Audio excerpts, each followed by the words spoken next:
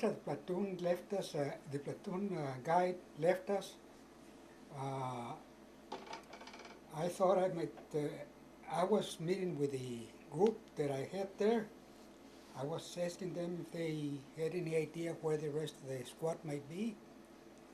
But before anybody could give me any information, one of them said, Sergeant, what's that over there? And pointing to a bush about maybe 15, 20 feet away. And then I said, okay, get down. And very slowly I got up and I looked at first, all I could see was the top of a tank, but I thought it was an armored car. And What time of day was this? Huh? What time of day was this? I don't know the hour, but it was already daylight. And it was still early morning? Early morning, yeah. I would say it was about, because it had just turned daylight. And I could see the top of the car, the vehicle that was there, and it looked like an armored car. And then I said, no, let me get up again, let me take another look. And this time, I got up and studied it. And before I made a decision, when we were in North Africa, I had the opportunity to go to I guess it's a dump where they had all this German equipment. And I inspected a Mark IV tank because I was concerned that sooner or later we might have to face him. And I saw that the quarters for the crew was very confining, but what interested me more was that it had two slits, openings in the front. I would say they were about 8 or 9 inches long and maybe an inch or something close to an inch wide.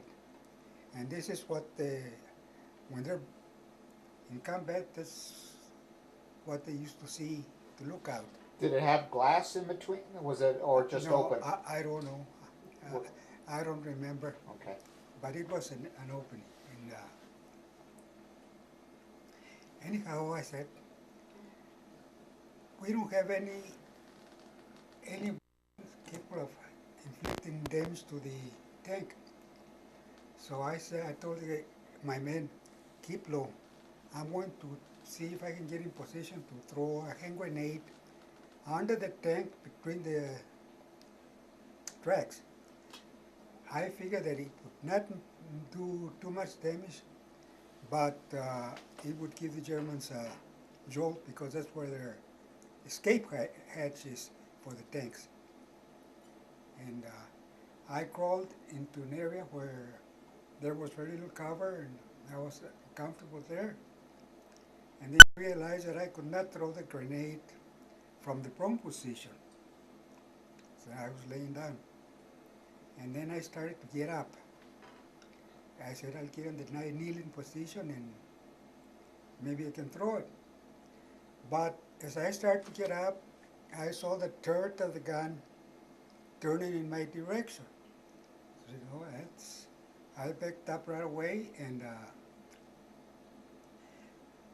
by that time, the sun hit the front of the tank, and I could see the slits, the openings.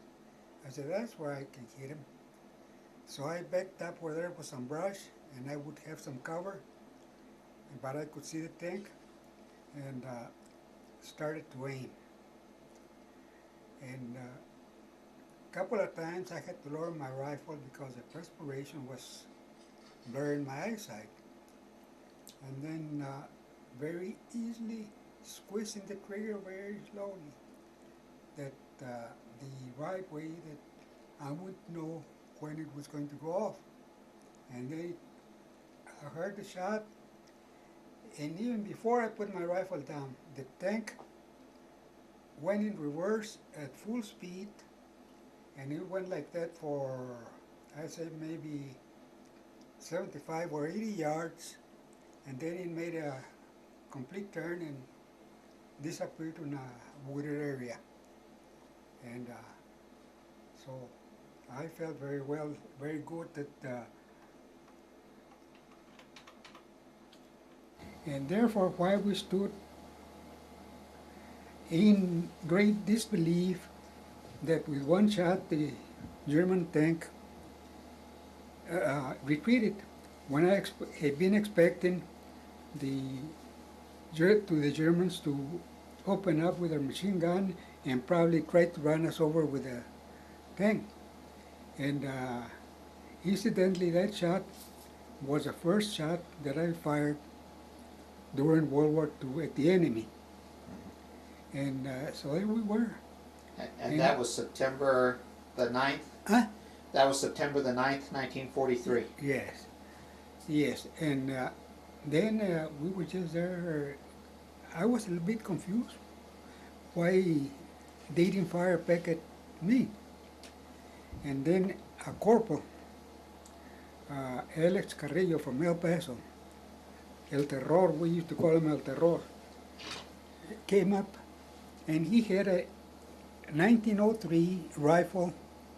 Incidentally, 1903 was the type of rifle they used in World War I, but it had a grenade launcher, anti-tank grenade launcher, attached to it.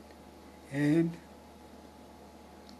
it had a, so we were talking and then somebody said, oh, we heard the sound.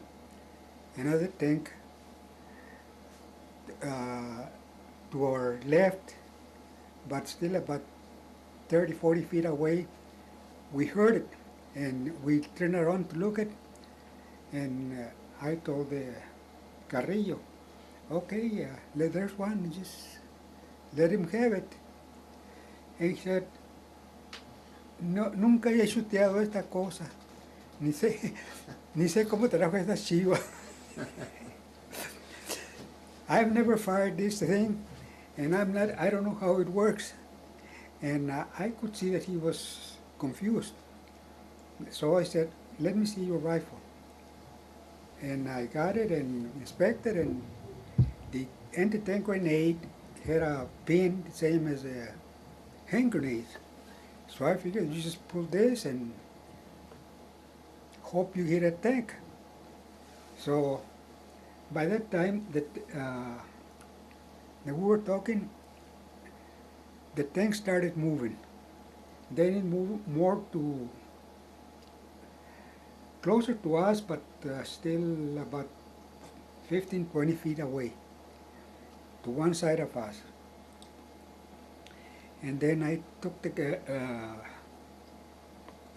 '03 rifle with the grenade launcher and prepared to fire. Then I had to consider I cannot aim it like a rifle because a bullet doesn't weigh anything compared to what this weighs, the grenade. So I figured I would aim at the center of the turret, hoping that it hit below the turret and on the tracks. And so I aimed it and fired. But right away I saw that it was going too high. And it hit the top of the turret, the rear part of the turret, and almost at the edge. And also, this tank in reverse, knocking down trees and not creating dust and a bowl of dust, and disappeared going in reverse. And there happened. What's happened to the superior German army? And but this guy had only one grenade. Incidentally, those the grenades, anti-tank grenades, are propelled by the charge of a blank cartridge. And he had only one grenade. And I asked Pharma, PFC, ya se me olvidó el nombre. Well, Pharma, go find me a grenade.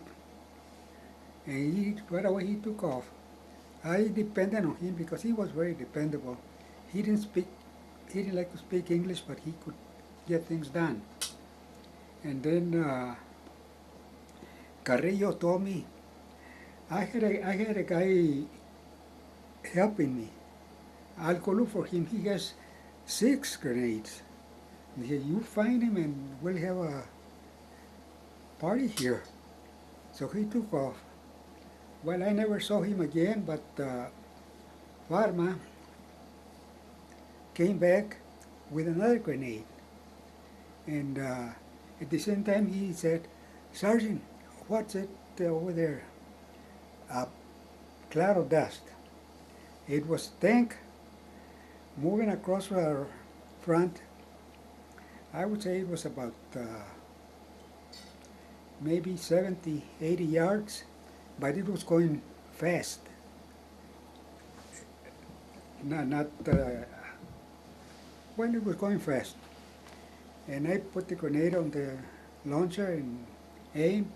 Now on this one, I had another thing to consider, that the tank was moving. So I had to allow a lead time so that the grenade and the tank would meet together. And I fired. And I'll be darned. This grenade hit about a foot in front of the tank, near the track, and the tank made an abrupt left turn and vámonos, was gone, disappeared in a cloud of dust. And I was still baffled. And then I said, Pharma, go find my grenade, see if you can get more than one. And he went. And then we moved to a rock wall that was about 20, 30 feet from where we were, because there was a lot of brush there that we could stand up and not be seen. And then he came. At the same time, we heard a tank. This tank passed by 5 or 6 feet from where we were. And we saw it clearly. But of course I didn't want to shoot that close because we'd get some other fragments back. So as soon as it passed me, I got up, and this tank was going in the direction of where the ocean is, where we were landing. And when it was about 25, 30 feet, I fired, or maybe it was 40 feet. And it hit the rear deck of the tank, and some smoke started coming, and the tank stopped. Then the tank, like it seemed like it lurched or jumped back a couple of feet, and then moved a little bit to the front, and made a noise like you would expect if you're driving a car in the 40s. With the going forward, and suddenly you put the gear shift in reverse, gears braking, and it stopped completely.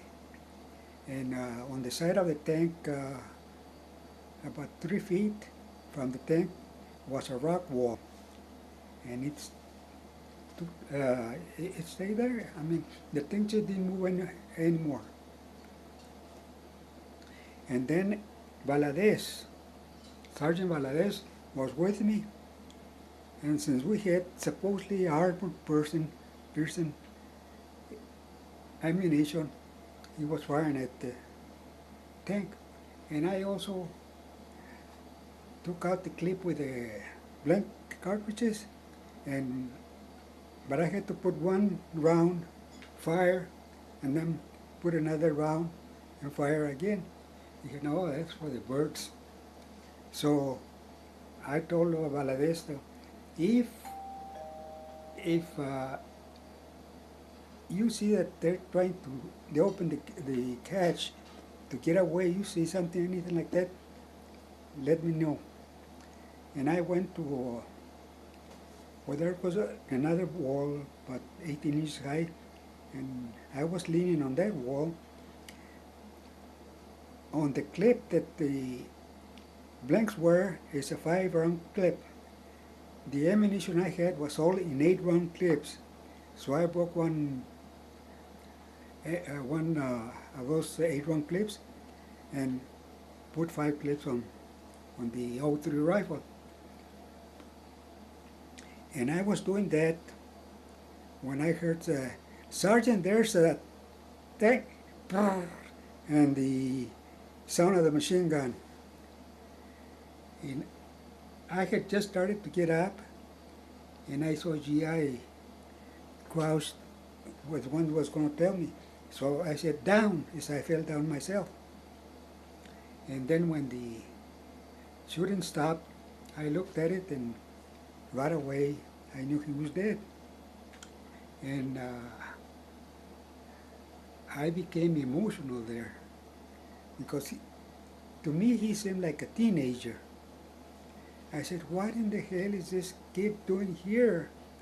Early September is when these kids should be in high school and thinking about the football game or looking the girls over, and I was just baffled. But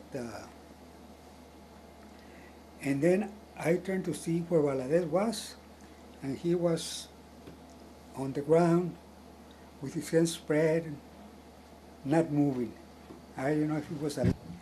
And the tanks that we were fighting then were the German Mark IV, which was a workhorse of the Panzer divisions.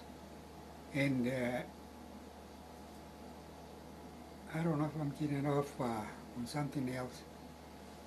I better continue. Then when the shooting stopped, I looked at the poor GI, and I saw that he was dead. But I didn't see any blood on his face or on his front. And he fell in a very awkward position, that his head was hanging. And with the rifle butt, I straightened one of his legs so that he could fall more naturally. And then I reached up and closed his eyes and unbuckled his ammunition belt, and then with the rifle I pushed the back so that his head would rest on. But now something happened within me that at first I'd been doing my duty the way I had trained, and everything had turned out all right. I had survived. But now I was angry. I was anxious to kill Germans, and before I was trying to kill them so they wouldn't kill me. But this time I wanted to kill. I wanted revenge for this kid. And I got his rifle, and I started firing at the tank, at the slits.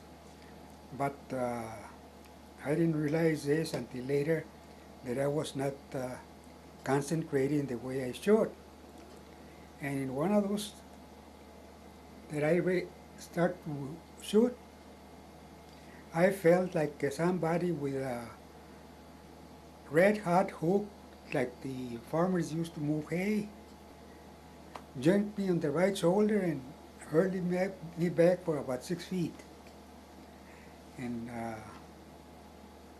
I reached with my left hand, touched my right shoulder, and warm blood. Right, I realized that I paid with warm blood for losing my cool. So then I couldn't shoot anymore. I picked up a rifle with my left hand, but I couldn't aim it. And this time I decided, since I can't fight the Germans now, I'll go see what my friend Valadez, see if he's alive. I didn't think about it. See if he's alive. I'm going to see if I can help him. So I started crawling. And because I had seen the Germans continue shooting at Valadez, even though they couldn't see him. Or I assumed they could not see him. And they just fired where he had been standing. And so I started crawling. And then they started shooting where I was going. Was the land flat, or was it, were you on a side of a hill, or were No, you it was a flat. Was there, what was the ground like? Was it hard, was it sandy, or was it? No, it was loose dirt, but not too bad. And it was level, but there was a lot of brush. Uh-huh. And when I got in line with Valadez, I could feel the tracers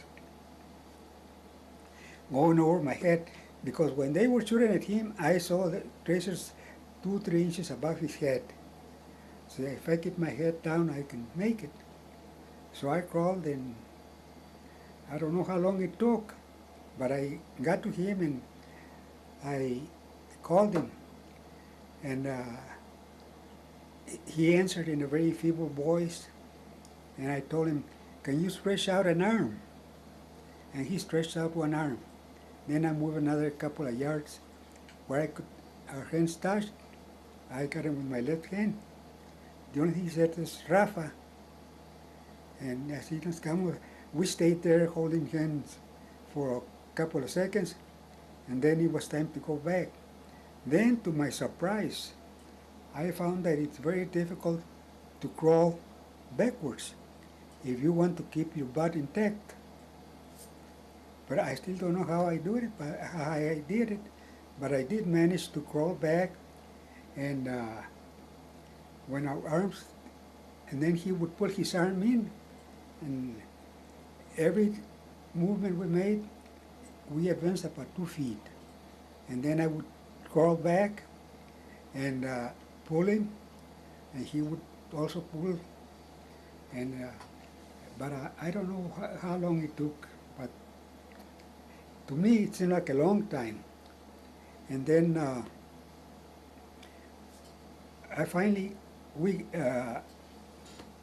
got to the small rock wall where I had been resting, and got behind it, and the Germans keep firing, shooting at us there, and I could see that the bullets were dislodging some of the pebbles. That wall was made with pebbles, not bricks like we have here, and every burst would reduce the height of the rock wall.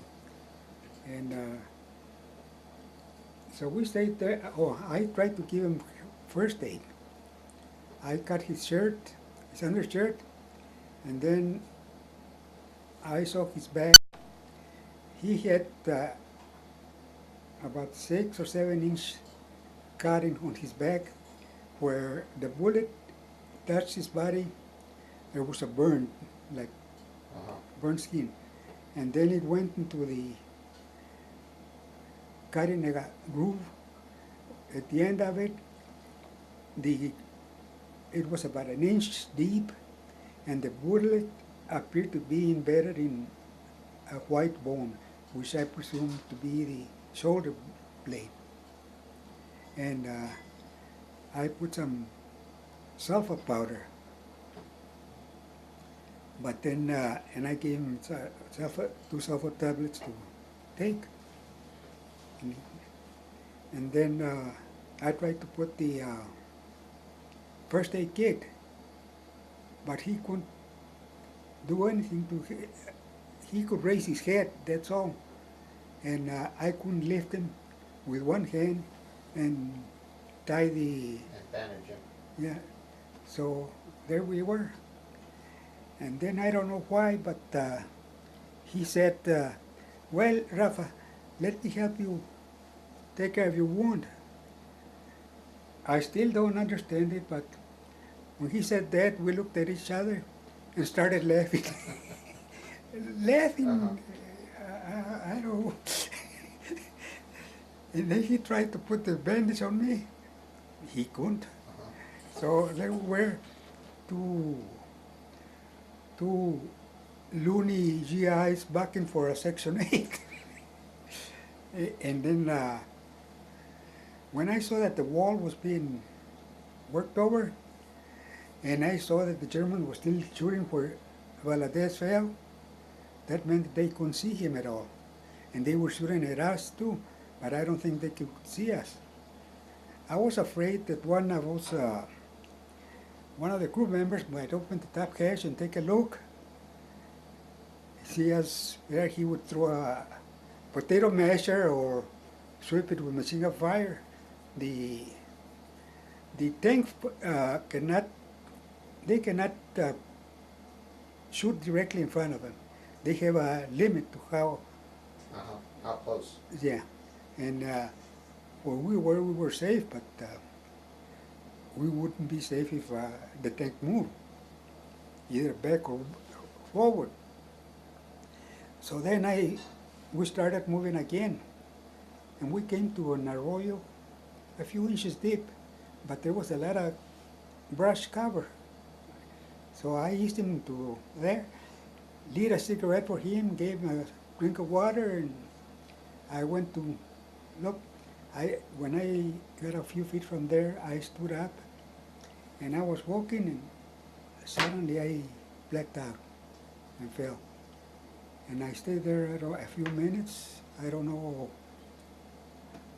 maybe 1 or 2 minutes or what. And then I got up and continued looking for help. And then I came to that road that I had encountered in the morning. And I said to myself, this is a damn road that had me wondering, what in the hell am I doing in Italy anyhow? But now it was clean, no tracers. So I started walking there, and then I saw to the side, about 30 feet away, Baby, a platoon guide, with his undershirt, bloody undershirt. He was holding it, his neck or head, I don't remember. So I started to go to help him. But then I thought I couldn't help Valadez. I called Baby and told him, advised him to lay down because he might still be in the line of fire, but apparently he didn't understand what I said. What he did say, the only thing I understood when he called back the medic, he wants a medic. So I continued looking for a medic. And then right after I saw him, I got back on the road. And then in the distance I saw a big tree, and I saw Captain Chapin there. So I ran there and told him what had happened, and there was a private there, Corporal, Manuel Madrid, from El Paso. We used to call him Mauer.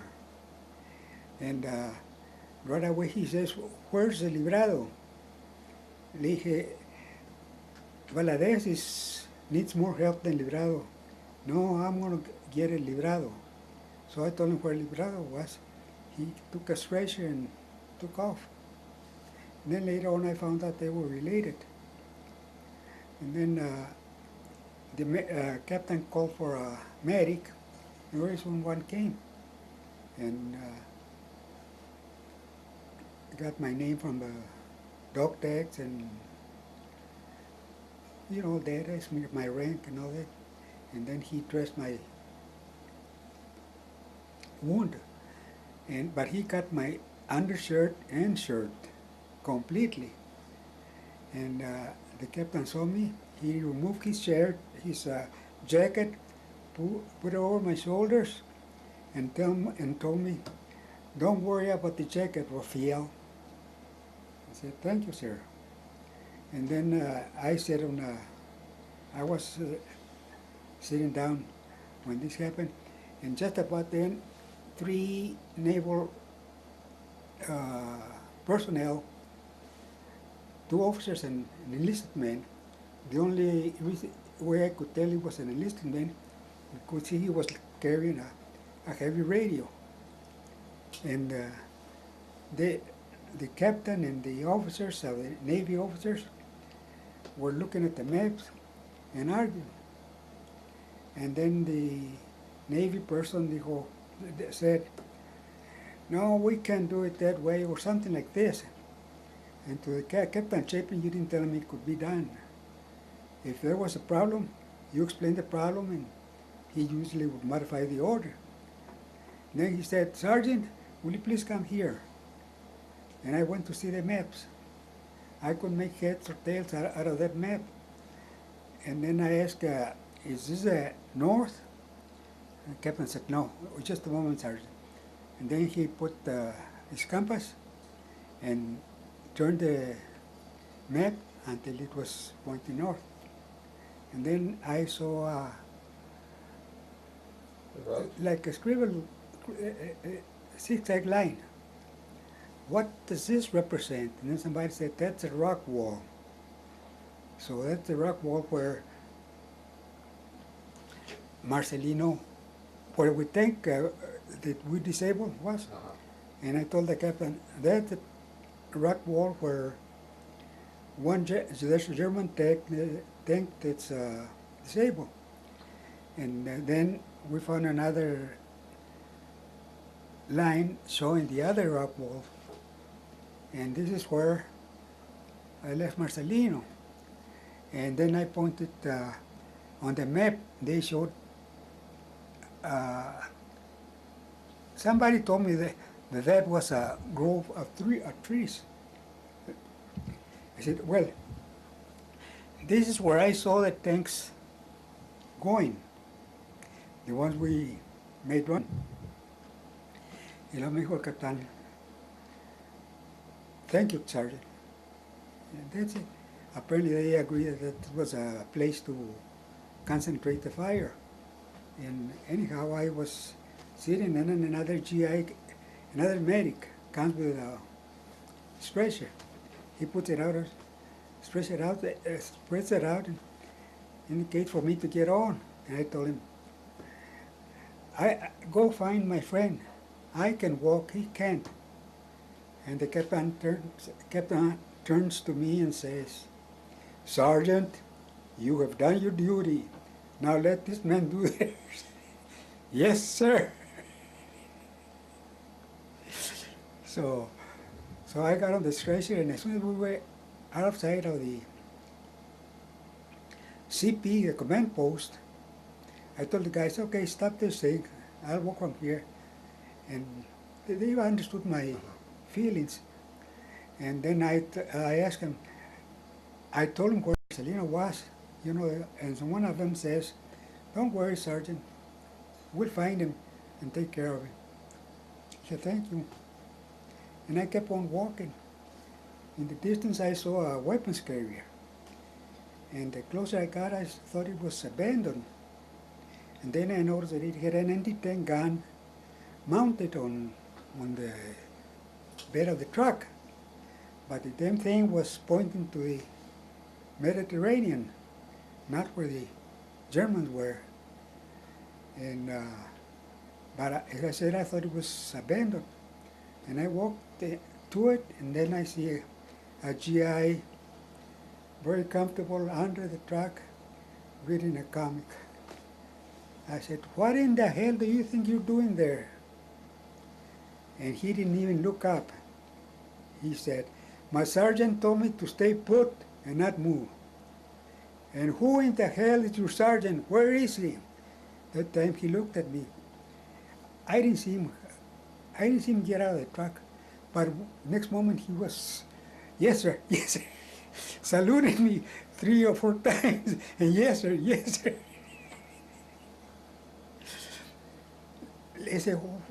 And I told him, what the hell do you think? Pointing this way, gun this way. the tanks are, Germans are on the opposite way. Yes, sir. Yes, sir. You get your ass on that truck and at least turn it around. Pretend you're ready to fight. And then he got into the truck.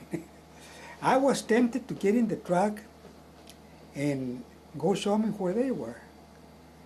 But first, we might pass where Captain Chapin was, and he might get upset. Or if I met another officer, then I would be impersonating an officer. So I said, well, you see what you can do. And then I continued walking. And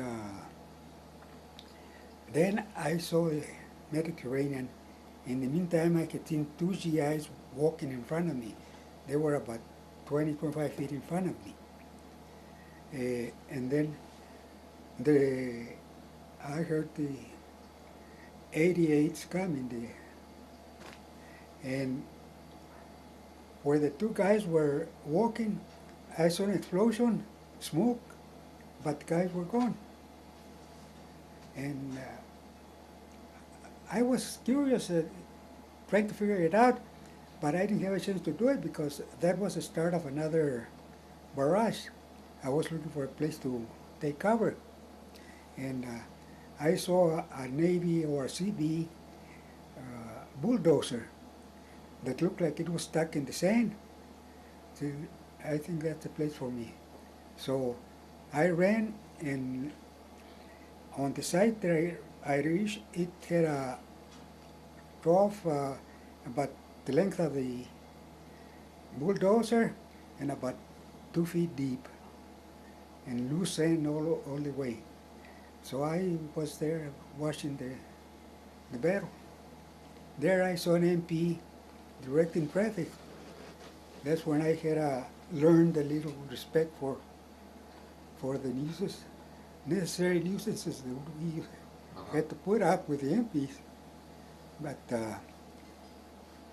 and then I saw another landing craft, LCI, infantry landing craft, and it had one jeep. And then there was an explosion where the jeep was. The jeep disappeared. There was nobody. I couldn't see anybody, and the landing craft was just bobbing up and down in the water without any signs of survivor. And I thought, if they can hit a moving target, I wonder how long it will take before they see this target where. And I looked at it, and all I saw was metal, more metal. Around here, would have parts of the bulldozer and bomb fragments flying all over. So I saw some sand dunes not too far, and I was waiting for a lull in the bomb to make a run. But when one round hit close to us, I got up and ran to it, and the sailors were, stay down, sir, stay down, sir. And I ran to those two, to the sand dunes, but they were not very large. And then on the distance I saw some dunes that were larger. I said, well, I'll go there. And after a while, I made another run. But I received the surprise of my life. 2 German PWs were there. One of them, they were standing when I got there. One of them stood in attention and saluted me. So with my left hand, I acknowledged the salute. But I wasn't comfortable there. And so but from there I could see in the distance where there were a lot of GIs and patients, because they were in bandages and litters and all that. So I made a run for it and got there. And then I saw an LCT, landing craft tanks. Those are landing craft, but they're huge. And it unloaded up, I don't know how many vehicles and armored cars and I don't know what else. And then on the in front of the bridge, on top of the cargo area, there were about 10, 12, I don't know whether sailors or GIs watching the proceedings. And then a round hit the cargo area and those guys disappeared. And but that's the way it is. And it's the the craft starting pulling back, but water was going in because the raft takes a long time to lift the gate. And but finally it went somewhere, some distance, then made a U-turn and went out to sea. And then I went, I was waiting for transportation to a ship. And finally another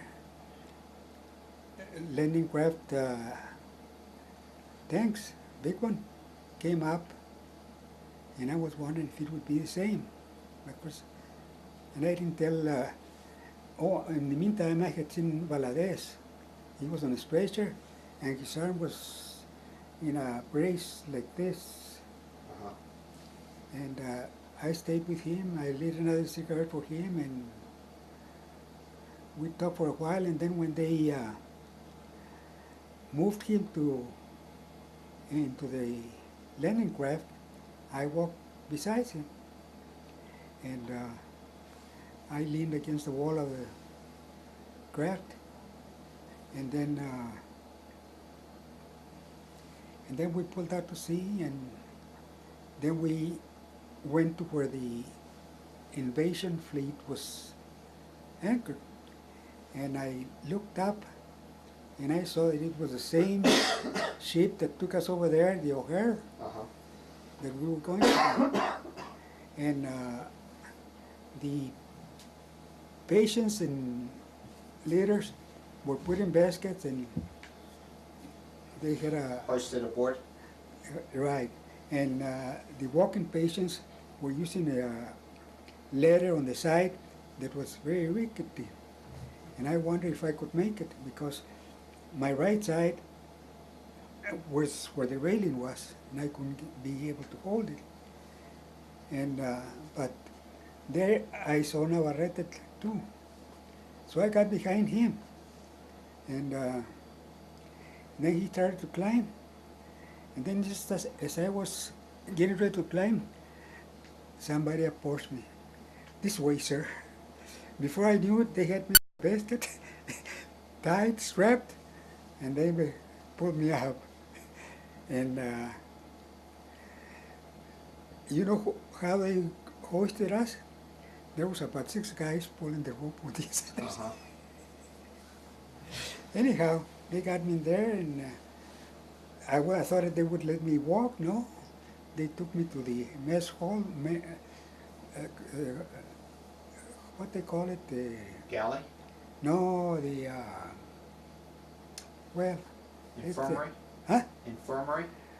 No, the, well, there's a name for it, but it's like a mess hall. And they put me on a table, and then a black medic started cutting my clothes. And he said, "This is the only injury I have, and I gotta do it this way," or something. At the leggings, he cut them with the scissors. He wasn't about to undo the leggings. He cut them, and my trousers, and my shorts, my underwear. And there I am, a grown man with a birth suit on a mess hall table. Then he put a sheet over me. Then I don't know what rank it was, the doctor came and said, well, let's see what you have. And he took the bandage that the medic had put and put a probe. He said, well, there's nothing in there, no foreign objects. And then he asked me, is this the only injury you have? I said, yes, sir. And then he looked at my clothes and said, too bad about your uniform. So they put a dressing, and the medic got me a pair of pajama bottoms, and they took me to a cabin. And that cabin was Navarrete again and about 8 other GIs. And we were talking. Did you still have Captain Chapin's jacket? Eh? You still had Captain Chapin's jacket? Yes, I have. And then we got talking, and Navarrete told us that he had been on a patrol, reconnaissance patrol, and why he had seen and what he had done. And when I told him my experience with the captain's jacket, it was very funny. Then a guy comes with a pencil with an eraser to erase my tech. Where's the sergeant? He was going to write captain. Get lost, leave me alone.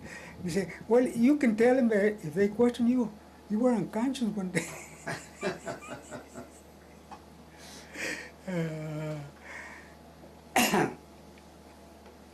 And then they took us to, as I said, to a cabin.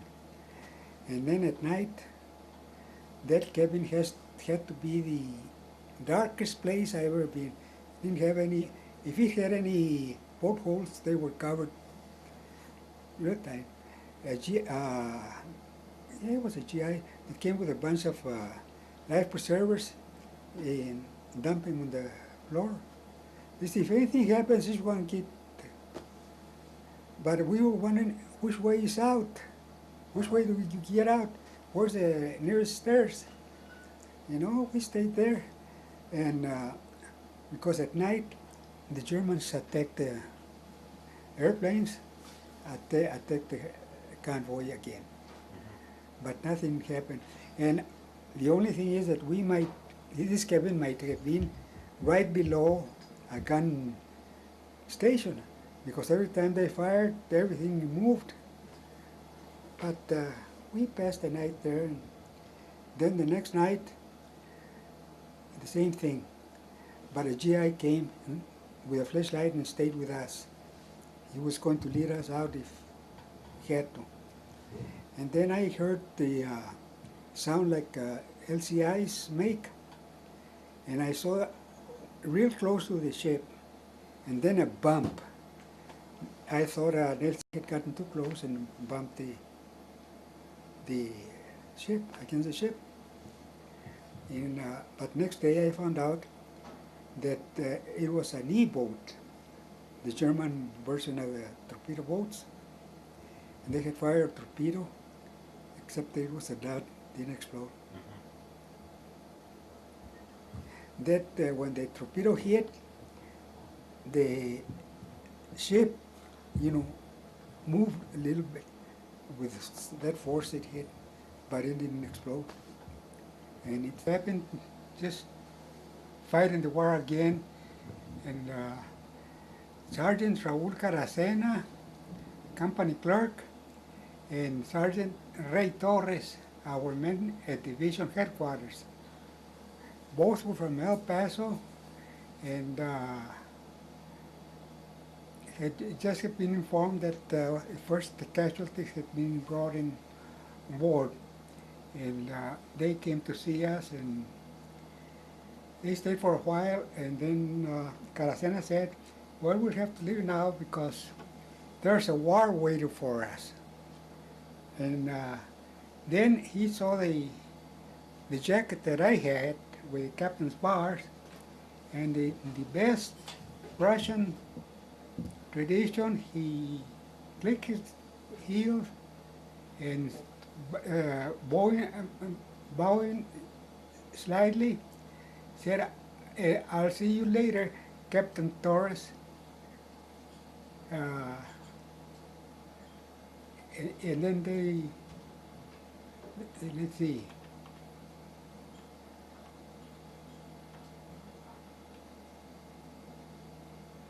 See you later, Captain Q, sir. And then they left.